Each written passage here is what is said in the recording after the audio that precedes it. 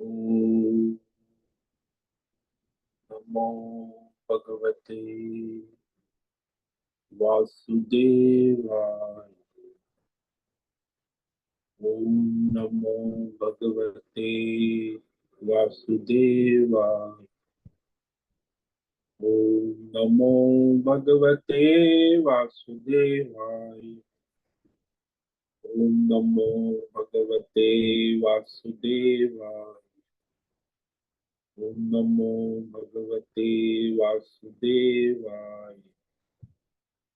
ओम नमो भगवते वासुदेवाय। ओम नमो भगवते वासुदेवाय। ओम नमो भगवते वासुदेवाय। ओम नमो भगवते वासुदेवाय। ओम श्री परमात्मने नमो नमः। ओम गणपतये नमो नमः। ओम सरस्वती नमो नमः। ओम गुरुभ्यो नमो नमः। ओम सहनावतु सहनौ भुनक्तु सह वीर्यं करवावहै तेजस्विनावधीतमस्तु मा विद्विषावहै। ओम शांति शांति शांति। सदाशिवसमारम्भां शंकराचार्यमध्यमाम् अस्मदाचार्यपर्यन्तां वन्दे गुरुपरम्पराम्। ॐ पार्थाय प्रतिबोधितां भगवता नारायणेन स्वयं व्यासेन रचितां पुराणं मध्ये महाभारत अद्वैतामृतवर्षिणीं भगवतीम् अष्टादशाध्यायिनीं तत्त्वामनुसन्दधामि भगवद्गीते भवद्वेषि वसुदेवसुतं देवं कंसचाणूरमर्दनं देवकी परमानन्दं कृष्णं वन्दे जगद्गुरुं। नमस्ते परमं ब्रह्म सच्चिदानन्दरूपाय निर्गुणाय नमस्तुभ्यम् ओंकाराय नमो नमः। सर्वे दुर्गाणि तरन्तु सर्वे भद्राणि पश्यन्तु सर्वे सद्बुद्धिमाप्नोतु सर्वे सर्वत्र नन्दतु। ओम तत्सत्। ओम ओम ओम। आप सभी ऑनलाइन नेटवर्क पर उपस्थित भगवद गीता श्रवण साधकों को ऋषिकेश से आज प्रातः का हमारा अभिवादन अभिनंदन अभिवंदन। हरि ही ओम हरि ही ओम हरि ही ओम। हम सबको आज का यह दिव्य दिन तन मन धन जन देश काल विषय वस्तु परिस्थिति अवस्था अध्यात्म भौतिक दैविक क्षेत्र व्यष्टि समष्टि सभी को अपने अपने पूर्व में अनंत जन्मों में किए हुए संचित पाप पुण्य धर्म अधर्म मिश्र कर्म के पके हुए फल स्वरूप में वर्तमान में आज सभी को अपने अपने प्रारब्ध अनुसार परमेश्वरी अचिंत्य योग माया में माध्यम से प्रसाद स्वरूप में प्राप्त हुआ है। अतः आज का यह दिव्य दिन परमार्थ हेतु निष्काम सेवा यज्ञ देव यज्ञ ऋषि यज्ञ पितृ यज्ञ मानवता यज्ञ भूत प्राणी यज्ञ सात्विक दान शारीरिक वाचिक मानसिक तप निष्काम कर्म योग ध्यान योग भक्ति योग ज्ञान योग साधना स्वाध्याय वेद शास्त्रों का अध्ययन अध्यापन उपासना आराधना के लिए समर्पित करे और करवावे। अत्यंत दुर्लभ मनुष्य जीवन को परमार्थ हेतु सार्थक करे और करवावे। आज विक्रम संवत 2081 भाद्रपद मास शुक्ल पक्ष की 9वीं तिथि रात्रि 11:32 तक है। उसके बाद 10वीं तिथि लग जाती है। आज है मूल नक्षत्र रात्रि 9:51 तक। उसके बाद पूर्व आषाढ़ नक्षत्र लग जाता है। आज है गुरुवार। गुरुजनों की आराधना, उपासना, सेवा, भक्ति का दिन है और शरद ऋतु चल रही है। और यहाँ रात्रि का न्यूनतम तापमान 20 डिग्री रहा, दिन का अधिकतम तापमान 32 डिग्री। वायु की गति 5-10 किलोमीटर प्रति घंटा चल रही। ईस्वी सन 2024, 12 सितंबर, 12 सितंबर 2024, सुबह के 7 बजने वाले हैं। Morning 7 AM। कलयुग का प्रथम चरण 5125वां वर्ष चल रहा है। वैवस्वत मनवंतर 7वां, श्वेत वराह कल्प, ब्रह्मा जी का 26वां दिन और 51वां वर्ष चल रहा है। तो ऐसे अनंत कोटि ब्रह्मांडीय परमेश्वरी अचिंत्य योग माया में हमारा यह एक ब्रह्मांड, इस ब्रह्मांड में ये पृथ्वी लोक में समुद्र के ऊपर जम्बू द्वीप में विश्व का एकमात्र वैदिक राष्ट्र भारत में उत्तर हिमालय प्रांत में उत्तराखंड राज्य में टिहरी जिले में हिमालयन शिवालिक पर्वतमाला के अंतर्गत मणिकुट पर्वत के ऊपर नीलकंठ महादेव के सामने ऋषिकेश नगरी में मुनि की रेती प्रांत में शीशम जाड़ी में अवधूत बाड़ा आश्रम के सी ब्लॉक के पहले माले से 5 नंबर कमरे से गंगा किनारे से हम स्वामी उत्तमानंद सरस्वती भगवद गीता के आचार्य शिष्य स्वामी चिन्मयानंद सरस्वती महाराज, चिन्मय मिशन, कैवल्याद्वैत वेद व्यास भगवतपाद शंकराचार्य की श्रृंगेरी संन्यास परंपरा से शिक्षित दीक्षित सनातन वैदिक भारतीय हिंदू धर्म अनुसार संपूर्ण भगवद गीता ज्ञान यज्ञ ऑनलाइन चैतन्यमय जीवन लाइव प्रसारण के अंतर्गत जूम, यूट्यूब पर व्याख्यान माला में अध्याय 7 ईश्वरीय ज्ञान विज्ञान योग के श्लोक नंबर 21 और 22 पर संस्कृत एवं हिंदी में व्याख्यान करेंगे। दिव्य पवित्र सरल व्यावहारिक सटीक पूर्ण वर्ण अक्षर पद वाक्य पंक्ति श्लोक अध्यायों की संगति संधि अन्वय शब्दार्थ वाक्यार्थ भावार्थ रहस्यार्थ के यथार्थ तात्पर्य सहित वैदिक शास्त्र वेद व्यास साहित्य शंकर भाष्य एवं परंपरागत सन्यासी आचार्यों की टीका टिप्पणी सहित आज का यह व्याख्यान करेंगे। कृपया आप सभी श्रद्धा भक्ति ध्यान से परिपूर्ण होकर के यह दिव्य श्रवण साधना करें। इसमें से कुछ ग्रहण करे, कुछ धारण करे, कुछ अपने जीवन में चरितार्थ करे और उसमें निरंतरता लाए। अपनी अपनी आध्यात्मिक भौतिक दैवी अशांति द्वंद्व मोह विक्षेपों से रहित होकर के अपने अपने शरीर इंद्रिय प्राण मन वचन कर्म और बुद्धि से एक रूप एकाग्र होकर के शुद्ध सात्विक सूक्ष्म भगवत विवेक बुद्धि करे। वेद शास्त्र आचार्य परंपरा अनुसार विवेक करे और करवावे। पुनः पुनः इस व्याख्यान का श्रवण करे, मनन करे, चिंतन करे, लेखन करे, चर्चा विचारणा करे, प्रचार प्रसार करे, लिंक भेजे, ग्रुप में शेयर, अपना और सबका परम कल्याण करे और करवावे। ओम तत्सत। ओम ओम ओम।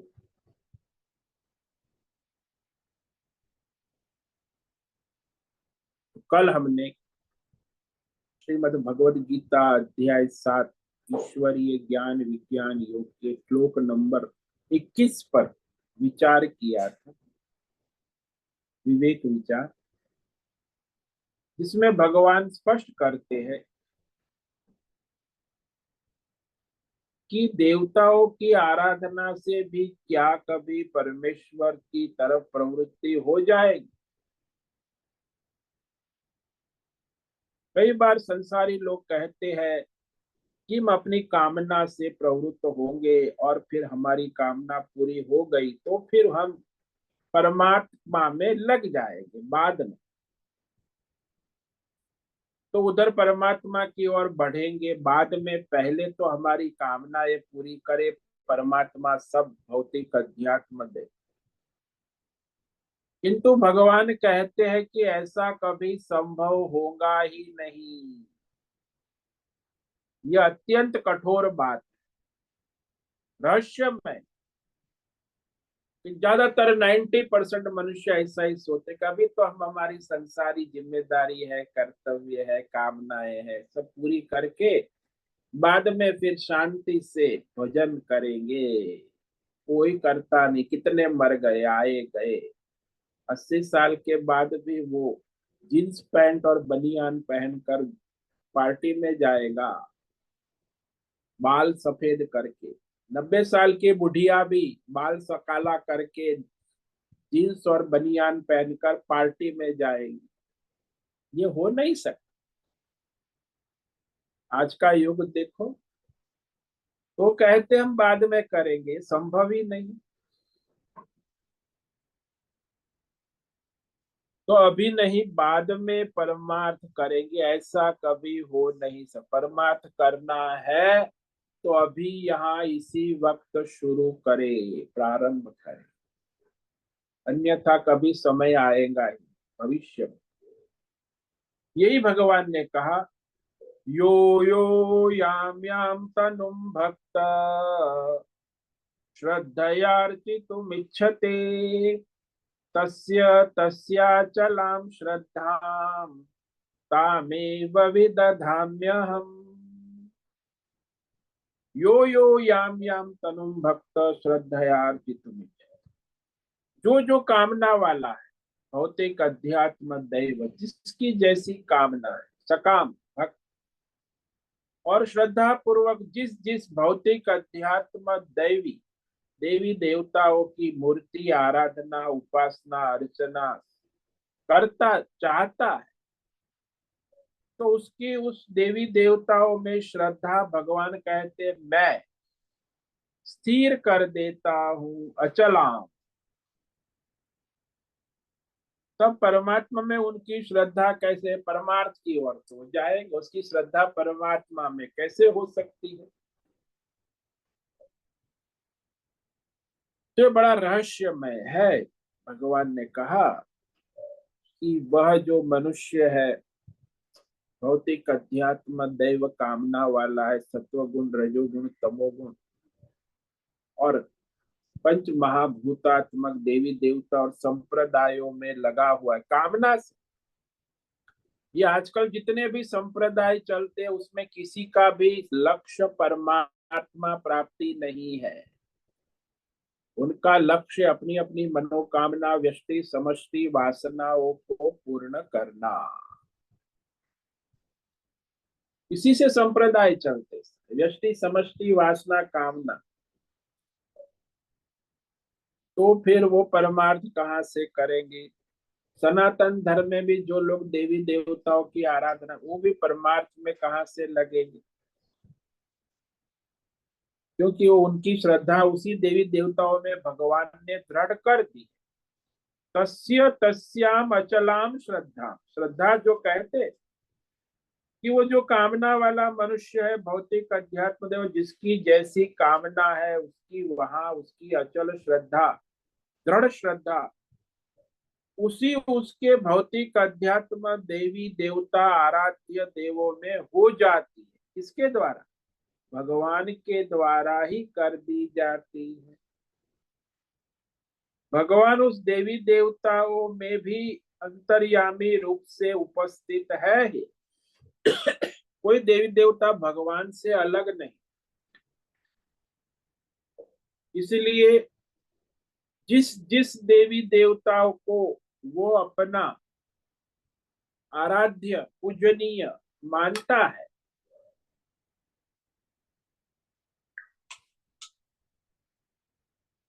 और फिर पूजा आराधना श्रद्धा पूर्वक करता है, तो उस देवी देवताओं के द्वारा, वह सबके अलग अलग कामनाएं भौतिक अध्यात्म दैव देवी देवता एक नहीं हजारों लाखों है। जिसके मोटर गाड़ी बंगला की कामना है उसकी देवी देवता वो कार है। 3 करोड़ की कार, 5 करोड़ की कार, वो उसकी आराधना का विषय देवता है। तो भौतिक कामना है, अध्यात्म कामना, योग सिद्धि अष्टांग, किसी की देवी देवी देवता की, तो वो जो देवी देवता की कामना है उसके द्वारा उसको वो फल भी मिलता है। और जब वो देवी देवताओं की आराधना उपासना करके उसको फल मिल जाता है तो उसकी उस देवी देवताओं में शरीर में श्रद्धा दृढ़ हो जाती है कि मुझे इस देवीता प्रसन्न हो गई। देवी आप कार्यों में, गाड़ियों में, ट्रकों में देखते होंगे, मूंगा देवी प्रसन्न है और चिंगा देवता प्रसन्न है, डूंगा पुंगा देवता प्रसन्न हो गए। हाँ, उसके देवता प्रसन्न हो। तो हर गाड़ी पे लिखा होता है देवी प्रसन्न है, देवता प्रसन्न है, और उनकी श्रद्धा भी वहां हो जाती, भगवान ही दृढ़ कर। लेकिन परमात्मा की तरफ, परमार्थ भक्ति की तरफ जाने का कोई संभावना ही नहीं। तो परमार्थ भक्ति उत्पन्न होने की कोई संभावना नहीं रह जाती। वह देवी देवताओं के चक्कर में ही घूमता रहता। तो परमेश्वर की महिमा को न जानकर, न समझकर, वो विभिन्न भौतिक अध्यात्म दैवी देवी देवताओं के शरीर और लोकों की आराधना करते हैं।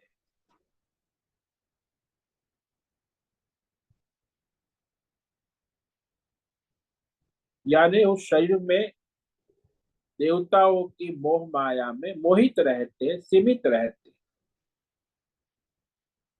तामेव अहम विदधामि, तो इस श्लोक में भगवान कहते हैं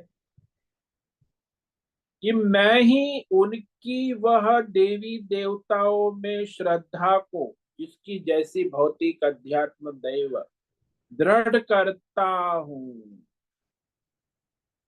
ऐसा कैसे होता है? सचमुच में सभी के द्वारा, देवी देवता हो चाहे कोई भी हो, कर्म फल देने का सिद्धांत भगवान ने ही निर्धारित किया है। इसलिए देवी देवताओं के द्वारा जो कर्म फल दिया जाएगा वो तो परमात्मा के नियम के अनुसार ही दिया जाएगा। जैसे लक्ष्मी है, लक्ष्मी देवी कर्म फल दे सकती है, वो क्या ज्ञान दे सकती है? नहीं दे सकती। उसके लिए ईश्वर ने विधान किया है कि तुम लक्ष्मी दे सकती। सरस्वती है तो सरस्वती आपको ज्ञान विद्या दे सकती। सूर्य है, वो आपको स्वास्थ्य आरोग्य दे सकता है। सूर्य आपको लक्ष्मी नहीं दे सकता।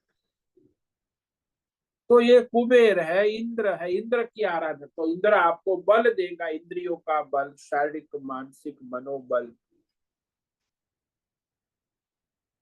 अब वो देवता के द्वारा जो मिल रहा है वो देने वाला तो परमात्मा ही है। परमात्मा के द्वारा निर्धारित फल वो देवी देवता दे सकते हैं। अपनी ओर से देवी देवता कुछ नहीं देते। परमात्मा ने जो उन्हें सत्ता शक्ति दी है उस अनुसार वो फल दे दे। तो वास्तव में फल देने वाला तो परमात्मा ही।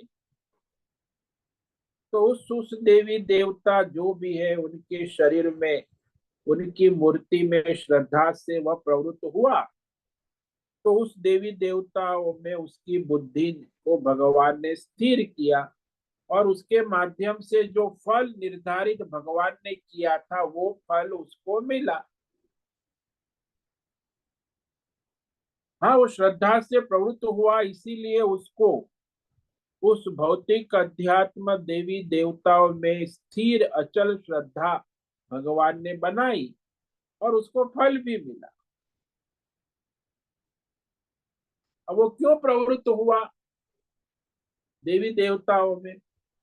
क्योंकि उसके पूर्व जन्मों के संचित कर्म प्रकृति के कारण आप देखते हो संसार में विभिन्न देवी देवताओं की और अनेक प्रकार के मनुष्य प्राणी जीव प्रवृत्त होते हैं। भीड़ लगती है देवी के दरबार में, देवताओं के दरबार, क्योंकि उसके पूर्व जन्मों के संचित संस्कार भी तो है ना, स्वभाव प्रकृति। उसी के कारण वो वर्तमान जन्म में भी उसी देवी देवता की ओर प्रवृत्त होता है, उसमें उसकी श्रद्धा होती है और उसी में उसकी और दृढ़ता से आराधना भक्ति उपासना भी करने लगता है।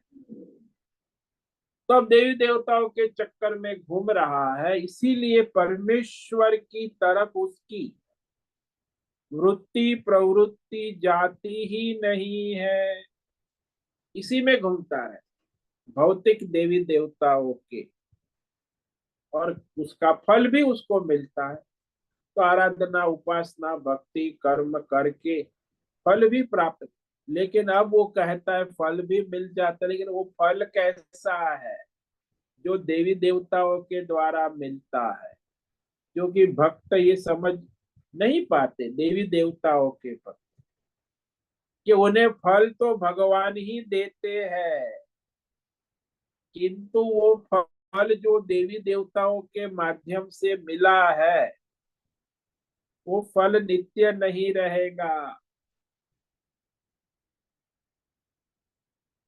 तो अगले श्लोक में भगवान ये कह रहे हैं कि फल देने वाला स्वयं परमात्मा ही है, देवी देवताओं के माध्यम से भी कोई देवी देवता फल नहीं देता। जैसे एग्जांपल ले लो कि भाई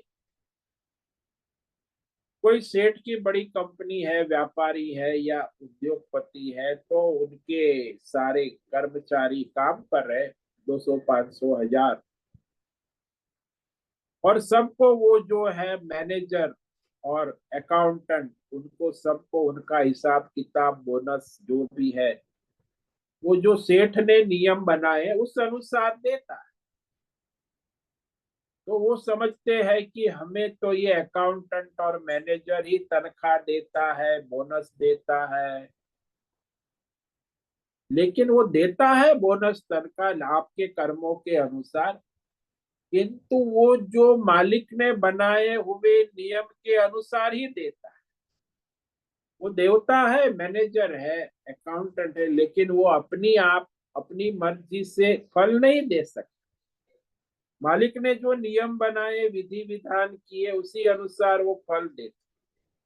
वैसे ही भगवान यहाँ कहते कि मैंने जो देवी देवताओं को सत्ता शक्ति दी है उस अनुसार ही वो देवी देवता को फल देने का अधिकार है, और वो फल मैं ही देता हूं, उनको केवल देने का अधिकार। तो ये अब भगवान आगे के श्लोक में कहते हैं, सतया श्रद्धया युक्तः तस्याराधनमीहते लभते च ततः कामान् मयैव विहितान् हितान्। सतया श्रद्धया युक्त तस्याराधनमीहते लभते च ततः कामान् मयैव विहितान् हितान्। तो भगवान कहते हैं कि जो भी मनुष्य उस श्रद्धा से युक्त होकर उस देवी देवता की आराधना पूजा करता है, तस्य आराधनम ईयत, तो उस भौतिक अध्यात्म दैवी देवी देवता से मया एवं विहिता, मेरे द्वारा निर्धारित किया गया विधान किया गया वह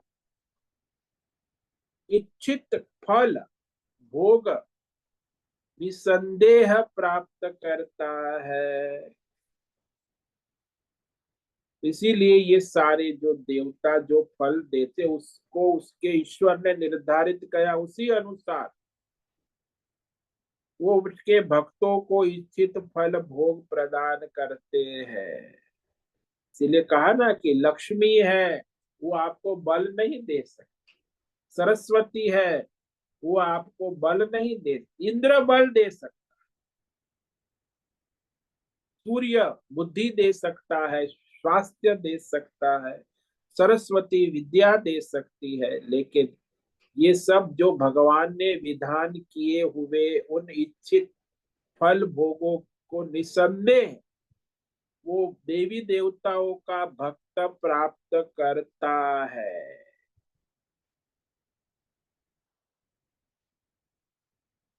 तो वो सब की अपनी अपनी जो शक्ति है, सत्ता है, उसी में वो अपना कार्य कर सकते। लेकिन वो कार्य तभी होता है जब ईश्वर ने उनको वो शक्ति सत्ता प्रदान की।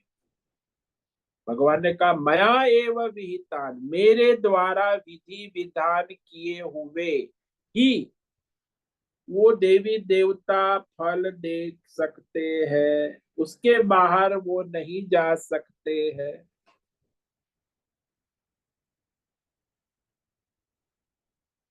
दया, ये महत्व का, मैंने उनको जो शक्ति दी है, सत्ता दी, और उनकी जिस देवी देवता में श्रद्धा है, वो सकाम भक्त है ना। देवी देवताओं का कोई भक्त निष्काम नहीं होता। यह भौतिक कामना है, आध्यात्मिक कामना है। तो सकाम भक्त श्रद्धा से युक्त हुआ, वह देवी देवताओं के शरीर की मूर्ति की आराधना उपासना कर, तो उसके द्वारा उसे उसकी जो इच्छा इष्ट प्रिय काम विषय भोग फल को प्राप्त करता है। लेकिन वो फल वास्तविक तो परमात्मा के द्वारा ही निर्मित है। कर्म फल का सिद्धांत केवल परमात्मा के द्वारा निर्धारित किया गया है।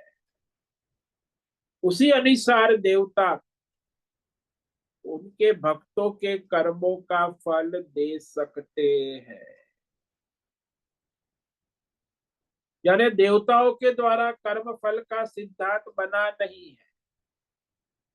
वो कर्म का फल कौन सा है, किसका क्या फल है, ये सिद्धांत ईश्वर परमेश्वर के द्वारा निर्धारित। दया, तो इस तरह पिछले श्लोक में कहे अनुसार मैंने उसके अंदर देवी देवताओं में उसकी श्रद्धा स्थिर कर दी। वो भी भगवान ने किया, उसी देवी देवता, और उसी देवी देवताओं की श्रद्धा से युक्त हुआ तस्याम, उस देवी देवताओं की आराधना के लिए वह प्रयत्न पुरुषार्थ करता रहता है। देवी देवताओं के दरबार में विधि विधान से पूजा, यज्ञ, हवन आदि, यज्ञ दान तप करता रहता। तो ततः उस आराधित देवी देवताओं से अपनी अपनी मनोकामना कामान लभते, अपनी अपनी मनोकामनाओं के विषय को प्राप्त अवश्य करता है। जिसकी जैसी कामना है वैसी उस देवता के माध्यम से, वो देवता की शक्ति के अनुसार ही वो उन्हें प्राप्त करता है। अच्छा, उस देवी देवताओं से उसकी कामना क्यों पूर्ति होती है? क्योंकि मयैतान विहिता, कि वेद शास्त्रों के द्वारा मैंने ही यह विधि विधान किया है कि अमुक अमुक प्रकार की आराधना भक्ति करने से अमुक अमुक प्रकार के देवी देवताओं के द्वारा वो अमुक अमुक प्रकार के फल उत्पन्न होंगे। जैसे इंद्र के द्वारा बल रूपी फल उत्पन्न होगा, सूर्य के द्वारा बुद्धि रूपी फल उत्पन्न होगा, लक्ष्मी के द्वारा लक्ष्मी धन रूपी फल उत्पन्न होगा, सरस्वती के द्वारा विद्या रूपी फल उत्पन्न होगा, तो वो जिसके द्वारा जो निर्धारित। तो विधान परमेश्वर के द्वारा किया गया। भगवान कहते मेरा ही विधान किया हुआ फल उनको मिलता है। तो होता है परमात्मा के बनाए विधि विधान के अनुसार ही। ये जो रहस्य है, इस परम रहस्य को न जानकर सकाम कर्म करने वाले मनुष्य ये नहीं समझ पाते कि देवी देवता ने ही मुझे फल दिया, देवी देवता प्रसन्न हो गए। लेकिन वो देवी देवताओं को जो सत्ता शक्ति सर्वज्ञ परमेश्वर ने ही वो सत्ता शक्ति दी कि कौन सा देवता क्या कर्म फल, तो सारे देवी देवताओं का विभाग, कर्म फल देने का विभाग तो परमेश्वर ने ही किया है ना। तो वो जो सभी देवी देवता अपने अपने विभाग अनुसार उसी के अनुसार सभी सकाम भक्तों को अपने भक्तों को फल प्रदान करते हैं, और सभी भक्तों को फल की प्राप्ति भी होती है। परंतु जो ये अविवेकी है, अज्ञानी है, कामी मनुष्य है होने के कारण वह जीव इस परमार्थ रहस्य को नहीं जान पाते, नहीं समझ पाते, समझाने के बाद भी समझ नहीं पाते। वो समझते हैं कि मुझे तो ये सब देवताओं की कृपा से प्राप्त हुआ है। सामान्य देखो, घर में भी देखो ना, तो ये आश्रम में भी जो है लोग ऐसा समझते हैं कि मुझे तो भाई हमारे आश्रम के महंत की कृपा से सब मिल रहा है। वो देवी देवताओं को भी नहीं समझ पाते और परमेश्वर तक तो बुद्धि जाती ही नहीं, तो वो समझते नहीं। अज्ञान के कारण, अल्पज्ञ है, अविवेकी होने के ये जीव इस रहस्य को समझ ही नहीं पाता। तो इस श्लोक में अंत में ही भगवान ने कहा तान ही तान, ये शब्द भगवान के बड़े सटीक। हितान ऐसा एक शब्द भी माना जाता है, तब वाक्य बनेगा हितान कामान लभते। संसार में सभी मनुष्य अपने हित का विचार करता है और अपने हित के लिए कामना करता है। ये बड़ा आश्चर्य है। वो सोचता नहीं कि भगवान ने मेरा हित निर्धारित किया है, भगवान की और उसकी बुद्धि नहीं जाती। तो अपने अपने हित रूपी कामों को, कामना को प्राप्त करता है। शास्त्रों में कहा है कि ये कामना कभी भी किसी की भी कहीं भी हितकारी नहीं हो सकती है। आचार्य स्पष्ट लिखते हैं नहीं कामान हितान कस्यचित। मनुष्य सोचता है कि मेरी कामना पूरी हो जाएगा, मेरा हित कल्याण, लेकिन कोई कामना पूरी होते हुए न पूरी हो तो भी वो हित कल्याण नहीं करती। कोई भी कामना हितकारी नहीं, कल्याणकारी। फिर भी मनुष्य सोचता है कि मेरी कामना पूरी हो जाएगी तो मेरा हित होगा, मेरा कल्याण। ये सबसे बड़ा भ्रम है मानव जाति। चाहे भौतिक कामना हो, चाहे आध्यात्मिक कामना हो, चाहे दैवी कामना हो, कामना से हमेशा परमार्थ नुकसान ही होता है।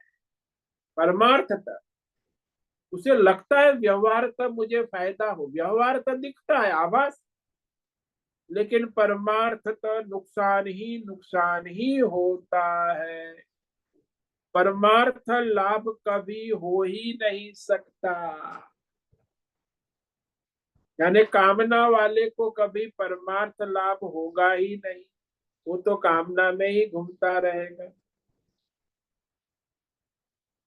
इसलिए हितान शब्द भगवान ने, जो कामनाओं के अंदर अपना हित कल्याण मानते हैं, ऐसा मानकर भगवान ने ये कह दिया कि ये जो कामना वाला सकाम मनुष्य कामना को अपना हित कल्याण समझता है कि कामना पूरी होगी तो मेरा हित होगा, मेरा कल्याण, लेकिन उसका हित कल्याण परमार्थतः हो नहीं सकता। उसे भ्रम होता है, आभास। जैसे दृष्टांत ले लो ना, ये आगे कहेंगे कि वो सोचता है कि मेरी कामना पूरी हो जाएगी तो मैं सुखी हो जाऊंगा, आनंद में।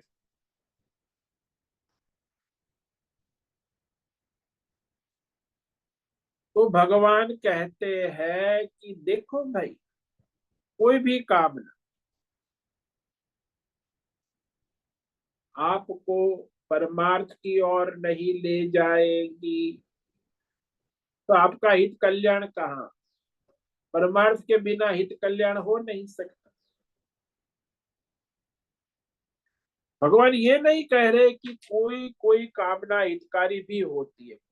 भगवान कहते कोई भी भौतिक अध्यात्म दैव कोई भी कामना अपने लिए हो या फिर दूसरों के लिए हो, आजकल व्यष्टि समष्टि कामना होती है कि मैं अपने लिए कोई कामना नहीं, अब तो मेरे पोते परिवार के लिए मेरी कामना है, मैंने तो दुनिया, अब तो मेरा जाने का समय आ गया। तो अपने लिए दूसरों के लिए व्यष्टि समष्टि कामना, तो वो सारी कामना जो है भौतिक हो अधिक, वो कभी कल्याणकारी की तरफ परमार्थ की तरफ नहीं ले जाती। अपने शरीर मन के और बुद्धि के स्वार्थ को घटाने के लिए परार्थ कामना का प्रयोग भले ही उपयोगी हो, कि आप दूसरों के लिए समर्पित है, एनजीओ चलाते, आपका अपना कोई स्वार्थ नहीं है, परार्थ दूसरों का भला कर रहे हैं, तो दूसरों के भले की कामना का प्रयोग भले ही उपयोगी हो, लेकिन वो परमार्थ की ओर नहीं ले जाता। तो वह भी जो कामना है व्यष्टि समष्टि होने से वो अहित ही है, त्याज्य ही है। किसी भी परिस्थिति में चाहे व्यष्टि समष्टि कामना कभी किसी की हितकारी होती ही नहीं, उसे परमार्थ की ओर ले नहीं जा सकती। हित का मतलब होता है स्थायी अखंड लाभ, निरंतर। लेकिन इसमें तो सब कामना में अस्थाई लाभ है। यहाँ तक कि देवलोक में चले जाओ तो भी इंद्र की गद्दी भी अस्थाई है, इंद्र का लाभ है, इंद्र की पदवी है, वो भी अस्थाई है। ब्रह्मा जी की गद्दी है, ब्रह्मा जी का पद है, ब्रह्म पद लाभ है, वो भी अस्थाई है। परमार्थ के सिवा इस संसार में सब अस्थाई लाभ है, और उसके लिए आप इतनी साधना तप आराधना करो, फिर उसे प्राप्त भी करो, फिर वो नष्ट भी हो जाए, तो हितकारी कहाँ से हुई? कोई भी भौतिक अध्यात्म देव विषय कामना से प्रेरित होकर देवी देवता की आराधना करने वालों को जो फल मिलता है वो भी सीमित है, आराधने के साधन भी सीमित है, अंतवंत होते हैं। इसीलिए वो मिलने का जो फल है वो भी सीमित है, अस्थाई है, अंतवंत ही होता है। इससे तो ये विवेक करो कि इसका मतलब ये हुआ कि संसार में कोई भी भौतिक कामना हो, आध्यात्मिक कामना हो, दैवी कामना हो, कभी भी कहीं भी किसी के लिए भी हितकारी, परमार्थ हेतु हितकारी, कल्याणकारी नहीं हो सकती। कि मेरी ये कामना पूरी होगी तो मैं परमार्थ करूंगा, ये कभी संभव नहीं। क्योंकि कामना ग्रस्त ये सबसे बड़ी बीमारी है ना, कामना। कौन सी कामना? भौतिक, अध्यात्म, दैव, व्यष्टि समष्टि कामना। तो वो जो कामना से ग्रस्त है, बीमार है, अज्ञानी है, अज्ञान से ही कामना होती है, परमार्थ के अज्ञान के कारण। और वो कामना ग्रस्त जो मनुष्य है वह परमार्थी नहीं हो सकता, क्योंकि वो अविवेकी हो जाता। परमार्थ के विषय में उसका विवेक बुद्धि काम नहीं करती कि मेरा हित परमार्थ में है। इसलिए वो परमार्थ विवेक समझता ही नहीं, बुद्धि में वो समझ में है ही नहीं, अज्ञान है ना, परमार्थ विषय का ही अज्ञान। परमार्थ साधन, साधना, साध्य, परमार्थ का महिमा, तत्व समझता ही नहीं, क्योंकि अज्ञान है। और अज्ञान से फिर अहंकार भी है, अहंकार से फिर देवी देवताओं में लगा हुआ है। अब उतना तो उसे परमार्थ बुद्धि हो ही नहीं जाती, तो वो समझता नहीं। इसीलिए कहा कि भौतिक, अध्यात्म, दैव जितने भी पुरुषार्थ है, आराधना है, भक्ति है, साधना है, उसके बाद जो हमें फल मिलता है वो फल सीमित है, नश्वर है और नष्ट होने वाला है। तो इसीलिए भगवान एक विश्व का सबसे बड़ा सिद्धांत कहने जा रहे हैं आगे के श्लोक में, कि ये जो मनुष्य कोई भी देवी देवताओं की आराधना करे, उसे कोई भी फल मिले, यहाँ तक कि ब्रह्मा जी की गद्दी मिले, तो भी वह फल अंतवंत है, उसका नाश होना ही है। यानी कोई भी कर्म और उपासना, सकाम, देवी, भौतिक, अध्यात्म, दैव, वो स्वयं नश्वर है, तो उसका फल भी दिया हुआ नश्वर ही है। इस श्लोक को आज पढ़ेंगे, इस पर विचार कल करें। अंतवंतो फलम तेषां तद्भवत्यल्पमेधसाम् देवान् देवयजो यान्ति मद्भक्त्या यान्ति मामिप्पि। अंतवंतो फलम तेषां तद्भवति अल्पमेधसाम् देवान् देवयज यान्ति मद्भक्ता यान्ति माम। तो जो अविवेकी है, अज्ञानी है, अल्प बुद्धि वाले है, वो ये भौतिक, अध्यात्म, दैव विषयक फल जो कैसा है, अंतवंत, उनका वह फल जो है वो नश्वर है, समाप्त हो जाए। और ये भौतिक, अध्यात्म, दैवी, देवी देवताओं को पूजने वाला, उपासना करने वाला, यज्ञ दान आदि देवताओं को प्राप्त होता है, देवताओं के लोक को भी प्राप्त हो, देवताओं के द्वारा दिए गए फल को भी प्राप्त, लेकिन वह सारा अपूर्णता में ही रहता है, वो अपूर्ण है। अंतवंत का मतलब है अपूर्ण है, उसकी अपूर्णता कभी समाप्त नहीं होती। मद भक्ता माम अपि यान्ति, और जो परमात्मा स्वयं पूर्ण है और जो परमात्मा की आराधना भक्ति निष्काम भाव से करता है, उसे जो फल मिलता है वो अमृत फल है, अमर फल है, यानी पूर्णता का फल होता है। पूर्णता से पूर्णता मिलती है, अपूर्णता से अपूर्णता मिलती है। तो इस तरह ये भगवान ने इस श्लोक में बहुत स्पष्ट कर दिया।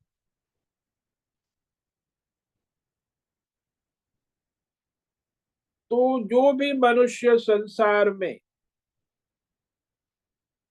जिसकी आराधना करता है, किसकी करता है, वो परमात्मा जानते हैं, तो उसको उसकी आराधना उसकी कामना के अनुसार उसको फल भी देते हैं, लेकिन उसकी अंतिम गति नश्वर है, नाशवंत है। यानी कामना वाले का कामना भी नश्वर है, कर्म भी नश्वर है, साधना आराधना, और उसे जो फल मिलता है वो फल भी नश्वंत है, अंतवंत है, यानी पूरा नश्वर है, और उसमें कभी शाश्वत फल नहीं मिल सकता।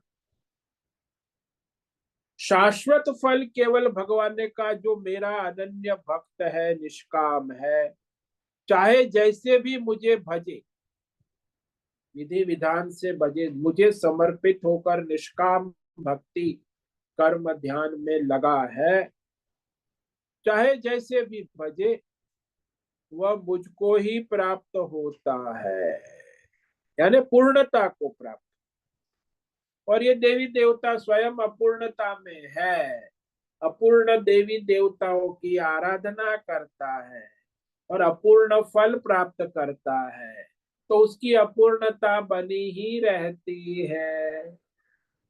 और ये भगवान का परमात्मा भक्त, परमात्मा पूर्ण है, पूर्णता की आराधना करता है, तो पूर्णता को प्राप्त करता है। तो ये भगवान ने बहुत ही महत्व का रहस्यमय विवेक को जागृत किया है कि अन्य अन्य देवी देवता की उपासना के फल को नश्वर कह दिया, अंतवंत अपूर्ण, नश्वर नाशवंत बतलाकर भगवान की उपासना का फल शाश्वत बता दिया, पूर्णता। तो इस श्लोक पर हम कल विचार करेंगे। तो आज जिस श्लोक पर विचार किया उसे संक्षेप में देख लेते हैं। सतया श्रद्धया युक्तः तस्याराधनमीहते लभते च ततः कामान् मयैव विहितान् हितान्। अन्य अन्य देवताओं का भक्त जो है ये समझ नहीं पाता है कि वह फल उसे कौन देता है, किसके द्वारा विधि विधान किया हुआ फल वो देवी देवता देते हैं। भगवान स्वयं कहते हैं कि वो जो सकाम भक्त तया श्रद्धया युक्त, उस अपनी कामना की श्रद्धा से देवी देवताओं से युक्त होकर अपने अपने देवी देवताओं की आराधना पूजा करता है। जिसकी जैसी कामना, भौतिक कामना भौतिक देवी देवता, आध्यात्मिक कामना आध्यात्मिक, दैवी कामना देवी। तो इस तरह आराधनम आराधनम का पूजन अर्चनम सेवा भक्ति करता है। और ततः मया एवं भीता, अब वो देवी देवता जिसकी वो आराधना कर रहा है वो भी वो स्वतंत्र नहीं, भगवान के द्वारा कर्म फल का विधि विधान सिद्धांत बना दिया गया है।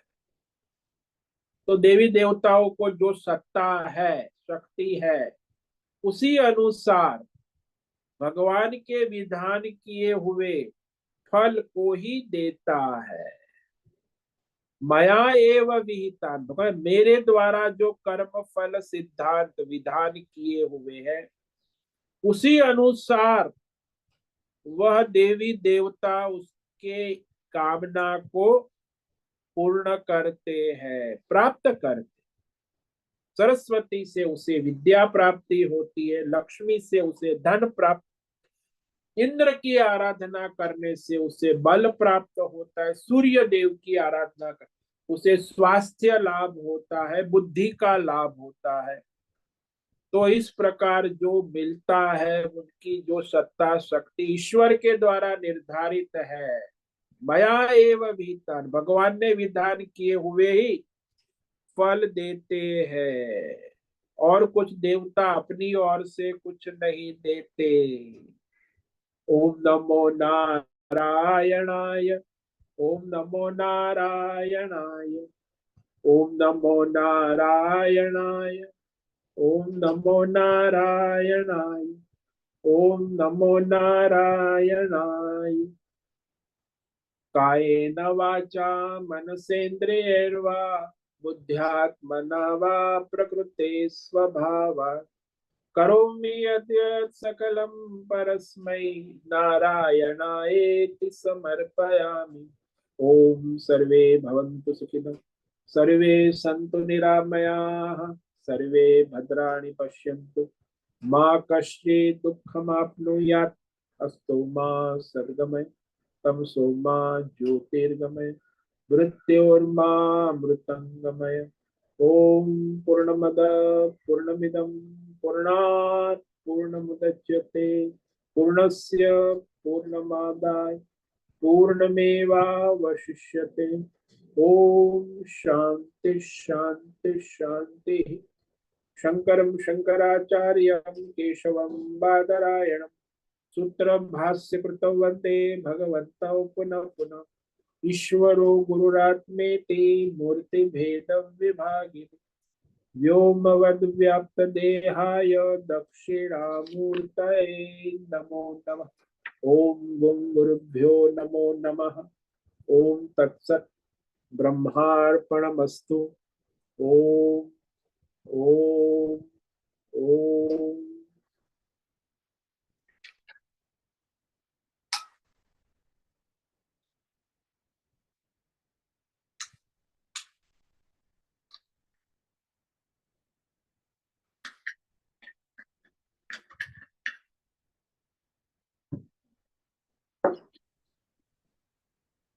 ओम नमो नारायण स्वामी जी। हाँ बोलो हेमा। स्वामी जी, अभी आपने बताया कि अ, जो मनुष्य जिसकी पूजा और आराधना करता है तो परमात्मा भी उसे उसकी श्रद्धा उसमें दृढ़ करते हैं। हाँ जी हाँ जी। तो फिर परमात्मा ही उसकी श्रद्धा उसमें दृढ़ करते हैं, तो फिर वो उस परमात्मा की तरफ वो आगे ही कैसे बढ़ेगा? फिर तो वही देवी देवताओं में ही रह जाएगा ना वो। हाँ तो वही रह जाएगा जब तक उसको वो कामना वाला रहेगा, तो उसकी श्रद्धा उसी देवी देवता में रहेगी, तो उसी देवी देवता से उसे फल मिलेंगे, तो उसकी श्रद्धा उसी में घूमता रहे। वही तो है सिद्धांत ना। वो परमार्थ की ओर कैसे, वही तो भगवान कह रहे हैं, बड़ा रहस्यमय सिद्धांत कह रहे हैं। क्यों परमार्थ की ओर बढ़ ही नहीं सकता, उसी में घूमता रहे। यही मगर तो जब तक रहस्य। अभी हाँ जब तक शास्त्र और ये श्रवण नहीं किया है, सत्संग नहीं किया है, तब तक तो परमात्मा कर रहे हैं, इसके पीछे वो रहस्य भी नहीं जानता है मनुष्य। और नहीं परमात्मा भी जानता। उसकी श्रद्धा उसमें दृढ़ करेंगे तो फिर वो परमात्मा तक इंसान पहुंचेगा कैसे? वही तो है कि उसे अपनी कामना को छोड़कर परमात्मा की शरण लेनी होगी। जब नहीं लेगा तब तक वो उसी में पड़ा रहेगा। इसलिए वो परमात्मा की शरण उसे लेनी होगी, तब जाके वो उससे निकल पाएगा। ये तो मगर कामना परमात्मा की की शरण में, देवता की शरण में रहेगा, तो फिर उसी में उसकी श्रद्धा दृढ़ हो चुकी है, तो उसी में घूमता रहेगा। तो उसे फिर परमात्मा की स्वतंत्रता है, शरण चॉइस लेनी है। चाहिए, वो तो उसे सत्संग से ही पता चलेगा, और हाँ सत्संग तो तो उसे करते ही नहीं है। विवेक करके अपनी बुद्धि का विवेक करेगा, सत्संग करेगा, और वो हम्म। अपने निर्णय करेगा कि परमार्थ की शरण लेनी है, तब होगा। नहीं तो बस इस सकाम कर्म में घूमता रहेगा। देवी देवताओं के चक्कर। तो ये तो तो बहुत बड़ा पुरुषार्थ है। हाँ, सत्संग विवेक होना, ये परमार्थ शास्त्र, इसलिए कहा बिना सत्संग विवेक नहीं होता, और वो विवेक होता तब जाके वो अपने परमार्थ में लग सकता है, नहीं तो परमार्थ हो ही नहीं सकता। हम्म। तो ये तो बड़ा दुर्लभ है, इसलिए तो बड़ी रहस्यमय बात भगवान कह रहे हैं ना, ऐसे कोई सामान्य शब्द नहीं है। पूरे जो 5 श्लोक है कि क्यों भगवान परमार्थ में नहीं लगते, ये प्रश्न सबका होता है, उसी प्रश्न का समाधान करें, क्यों नहीं लगते? हम्म। क्योंकि वो कामना वाले हैं। भौतिक अध्यात्म और देवी देवताओं की आराधना करने, वो परमार्थ में कहाँ जाएंगे? हम्म। और वो देवी देवता भी जो देते हैं वो उनके प्रारब्ध के अनुसार ही मिलता है ना। हाँ, वो तो उनके जो कर्म है, उपासना है, प्रारब्ध है, उस अनुसार उनको फल मिलेगा। वो अपनी ओर से वो तो थोड़ी दे, कोई देवी देवता फ्री में नहीं देते, लेके देते हिसाब। जैसे हम्म। मैंने एग्जांपल दिया ना कि वो आप कहीं जॉब कर रहे हो, तो वो मालिक आपको 10,000 तनख्वाह देता है, तो 10,000 आप चाहते हो, आपकी कामना पूरी होती है, लेकिन वो मालिक आपसे 50,000 का काम लेता है। वो बिना हम्म। फायदा के आपको ऐसे ही 10,000 नहीं देता। कोई देवता फ्री में कुछ नहीं देता, हम्म। भगवान ही देते। फ्री में देने वाला दुनिया में केवल भगवान ही है, बाकी कोई फ्री इस दुनिया में कोई फ्री चीज है ही नहीं, सब लेके देते। अब आज मार्केट में देखो, by one get one free, कुछ नहीं, वो तो पैसा ले लिया है आपका, आपको मूर्ख बनाने का। कोई बनिया कभी फ्री एक टॉफी भी नहीं देगा आपको, हम्म। वो तो हिसाब करके ही देगा। हम्म। देवता भी ऐसे बनिया जैसे ही है, वो कोई फ्री में देने वाले नहीं है।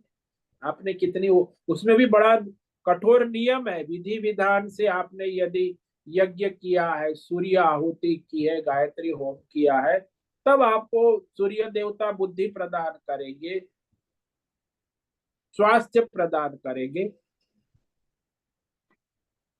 तो गायत्री मंत्र का जप आहुति 1.25 लाख ठीक से करी होगी, उसमें भी गगड़म बगड़म गड़बड़ करी तो फिर वो नहीं देंगे, कहेंगे तूने गलती की है बहुत।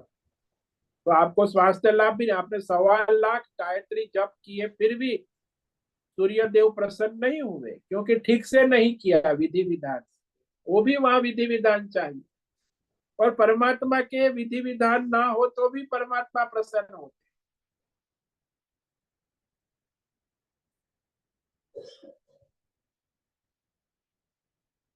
तो देवी देवता भी कोई ऐसे आसानी से फल नहीं देते, पूरा रगड़ रगड़ के फिर हमें फल मिलता है। तो यहाँ महाराज जी हम लोग जो नाम जप करते हैं पूरा दिन, तो वो तो कोई देवी देवताओं का ही करते हैं, मगर नाम लेने का और खाली कामना नहीं रखने की और बाकी सब परमात्मा को अर्पण ऐसे करना है। हाँ, आपको कामना है तो फिर आप सकाम हो गए, आपकी आराधना उपासना सारी सकाम हो। बाकी कोई देवी देवताओं का हम लोग कर सकते हैं मगर कामना से नहीं करना है बस ना। नहीं नहीं, वो फिर ना है, उसमें भी ऐसा रखना होगा कि आप सूर्य की, तो सूर्य को परमात्मा रूप से कामना रहित आराधना कर सकते हैं, ऐसा। हाँ मतलब सूर्य नारायण को अर्थ देनी है मगर कामना रहित और परमात्मा स्वरूप मानकर देना है। हाँ, नारायण स्वरूप परमात्मा स्वरूप मानकर निष्काम हम्म। अर्पण कर दे तो परमात्मा की आराधना हो, नहीं तो अच्छा फिर मतलब आप सकाम हो गए। मतलब दिन भर जो भी पूजा पाठ करते हैं वो परमात्मा स्वरूप मानकर निष्काम भाव से करना है। हाँ, तब वो निष्काम होगा, लेकिन देवी देवता मानकर करोगे तो फिर सकाम हो जाए। हाँ मतलब जो करते हैं वही करना है मगर उनको परमात्मा स्वरूप मानना है और हाँ निष्काम जी, भाव हाँ, लाना है। हाँ जी, हाँ जी, वो बुद्धि तुम्हारी दृढ़ होनी चाहिए, नहीं तो फिर इसी कामना के चक्कर में घूमते रहो। हम्म। हाँ स्वामी जी समझ में आ गया, बहुत बहुत धन्यवाद। ओम नमो नारायण। नमो नारायण।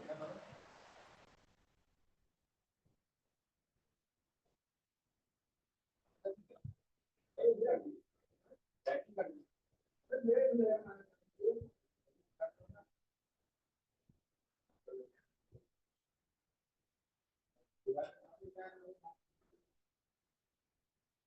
है, आज उपस्थित है प्रकाश आनंद दोषा होस्ट है, भद्रेश को होस्ट है, माधवी आचार्य, अजय रत्न पारखी, अनुराधा जेठे, आरती जादव, आशा कोटक, बीना चितलिया, गीता मेनन, हेमा कोटक, इला जोशी, जयंती पांडा, मीनाक्षी काले, निकिता पटेल, पंकज भट्ट, प्रभाकर अक्कल, पृथ्वीराज मालव, राजेश मोलकर, संजीवनी श्रीरंग रानडे, सुचिता पाटिल, सुनील ठाकुर, तेजस पटेल, उर्वशी, उषा मेनन, अंजलि जोशी।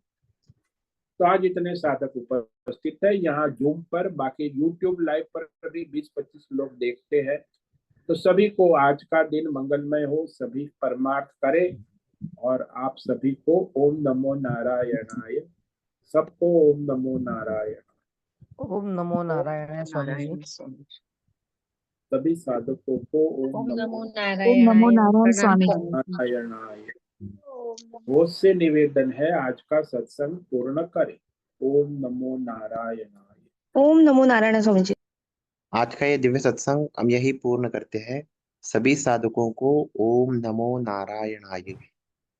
सभी साधकों को ओम नमो नारायणाय।